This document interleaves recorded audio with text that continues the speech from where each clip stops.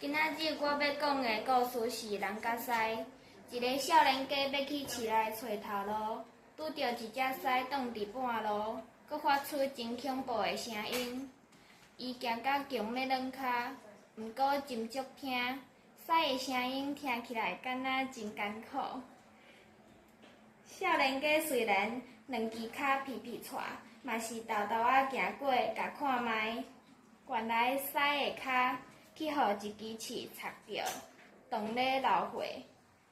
狮看到少年家，目睭随紧起来，伊有韵仔甲受伤的脚伸去少年家的面头前。少年家看狮遮尔痛苦，有淡薄仔毋甘，就甲迄支刺拔起来，佮甲受伤的所在膏药仔。